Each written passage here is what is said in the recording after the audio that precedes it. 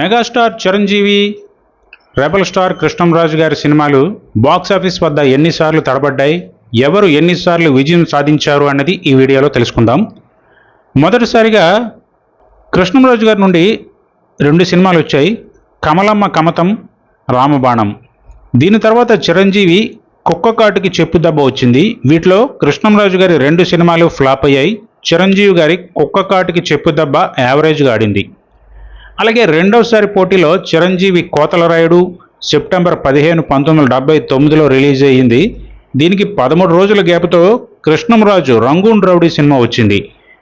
కోతలరాయుడులో చిరు comedy ఆకట్టుకుంటుంది. ఈ cinema చిరుకి తొలి 100 డేస్ పిక్చర్. ఇక కృష్ణంరాజు గారు నటించిన రంగూన్ రౌడీ కూడా మంచి సక్సెస్ అందుకుంది. ఇక మూడవసారి పోటీ చూస్తే 1980లో వచ్చింది. ముందుగా జూన్ 13న చిరంజీవి నటించిన పున్నమనాగు వచ్చింది. దీనికి 6 రోజుల గ్యాప్తో కృష్ణంరాజు అల్లుడు పట్టిన భరతం జూన్ 19న వచ్చింది. వీటిలో చిరంజీవి నటించిన పున్నమనాగు భారీ విజయం దక్కించుకుంది. కానీ రెబల్ స్టార్ నటించిన అల్లుడు పట్టిన భరతం ఫ్లాప్ అయ్యింది. అలాగే 4వసారి క్లాష్ సీతారాములు వర్సెస్ నకిలీ మనిషి. ఈ 2 సినిమాలు ఒకే రోజున రిలీజ్ అయ్యాయి. వీటిలో కృష్ణంరాజు, జయప్రదలు నటించిన సీతారాములు సూపర్ హిట్ అయింది. చిరు నకిలీ మనిషి మాత్రం పరాజయం పొందింది. 5వసారి క్లాష్ 1981లో ముందుగా చిరంజీవి ప్రేమ నాటకం ఏప్రిల్ 18న వచ్చింది. దానికి 6 రోజుల గ్యాప్తో కృష్ణంరాజు గారి పులిబిడ్డ వచ్చింది. ప్రేమ నాటకం బాక్సాఫీస్ వద్ద ఆకట్టుకోలేకపోయింది. పులిబిడ్డ మంచి విజయం అందుకుంది. దీనికి డైరెక్టర్ వి మధుసూదన్ రావు. 6వసారి క్లాష్ 47 రోజులు వర్సెస్ రామలక్ష్మణులు. ఈ 2 సినిమాలు కూడా ఫ్లాప్గానే తేలిపోయాయి. వీటికి పోటీగా 7వసారి చిరు శ్రీరస్తు శుభమస్తు సినిమా కూడా వచ్చింది. బాక్సాఫీస్ వద్ద హిట్ టాక్ తెచ్చుకుంది. ఇక 8వసారి పోటీ జగ్గు వర్సెస్ పట్నం వచ్చిన పతివ్రతలు. ముందుగా కృష్ణంరాజు జగ్గు సినిమా వచ్చింది. ఇది మంచి ఓపెనింగ్స్ తెచ్చుకొని పరాజయం పొందింది. ఇక పట్నం వచ్చిన పతివ్రతలు బాక్సాఫీస్ వద్ద కమర్షియల్గా హిట్ అందుకుంది. ఇక 9వసారి పోటీ చిరంజీవి బంధాలు అనుబంధాలతో వస్తే కృష్ణంరాజు ప్రళయరుద్ధుడుగా వచ్చారు. వీటిలో బంధాలు అనుబంధాలు బాక్సాఫీస్ వద్ద ఏమాత్రం ఆకట్టుకోలేకపోయింది, ఫ్లాప్గా మిగిలిపోయింది. 2 వారాల తర్వాత వచ్చిన ప్రళయరుద్ధుడు కూడా బాక్సాఫీస్ వద్ద పరాజయమే చవిచూసింది. ఇక 10వసారి పోటీ 1983లో వచ్చింది. నిజం చెబితే నేరమా వర్సెస్ ప్రేమ పిచ్చోళ్ళు. ఈ 2 సంక్రాంతి బరిలో పోటీ పడ్డాయి. అయితే ఈ 2 సినిమాలు కూడా ఫ్లాప్గానే మిగిలిపోయాయి. 11వసారి పోటీ చూస్తే కృష్ణంరాజు గారు నటించిన కోటికొక్కడు సినిమాతో వస్తే చిరంజీవి మా ఇంటి ప్రేమాయణంతో వచ్చారు.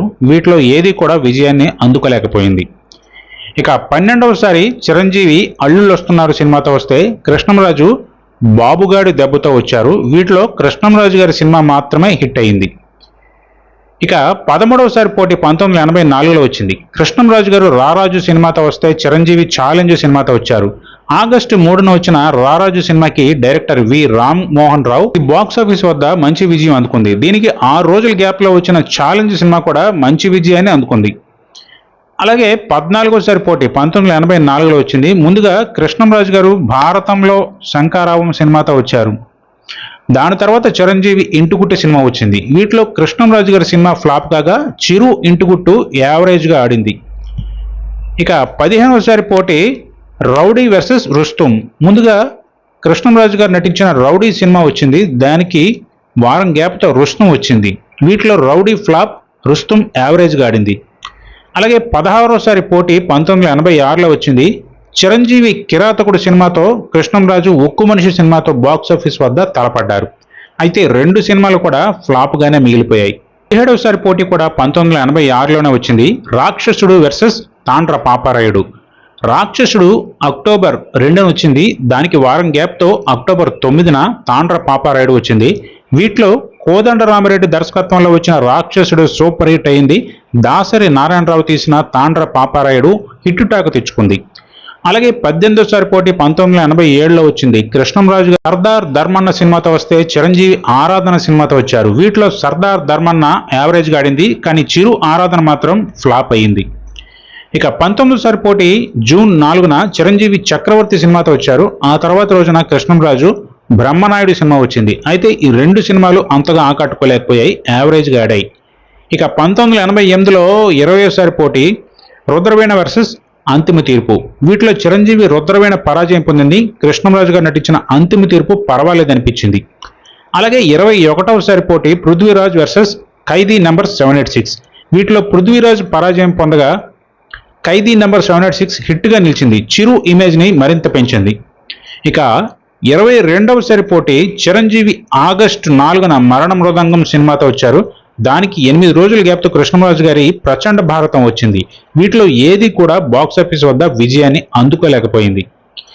అలాగే 23వ పోటీలో ముందుగా చిరంజీవి నటించిన యుద్ధభూమి వచ్చింది. దాని తర్వాత కృష్ణంరాజు ధర్మతేజ సినిమా వచ్చింది. ఈ రెండూ కూడా బాక్సాఫీస్ వద్ద ఆకట్టుకోలేకపోయాయి.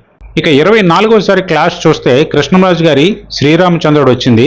దీనికి 13 రోజుల గ్యాప్తో చిరంజీవి నటించిన స్టేట్ రౌడీ వచ్చింది. వీటిలో శ్రీరామచంద్రుడు ఫ్లాప్ కాగా స్టేట్ రౌడీ మంచి సక్సెస్ అందుకుంది. ఇక 25వ పోటీ చూస్తే 1991లో వచ్చింది. ముందుగా కృష్ణంరాజు కృష్ణ గారితో కలిసి ఇంద్రభవనం సినిమాతో వచ్చారు. దీనికి 6 రోజుల గ్యాప్తో మెగాస్టార్ గ్యాంగ్ లీడర్ వచ్చింది. వీటిలో చిరు గ్యాంగ్ లీడర్ తెలుగు సినీ చరిత్రలో హిస్టరీ క్రియేట్ చేసింది. ఇక 26వ పోటీ 1994లో వచ్చింది. వినోద్ కుమార్తో కలిసి కృష్ణంరాజు అందరూ అందరే సినిమాతో వస్తే చిరంజీవి ఎస్పి పరశురాంతో వచ్చారు. ఈ రెండు సినిమాలు కూడా బాక్సాఫీస్ వద్ద ఆకట్టుకోలేకపోయాయి.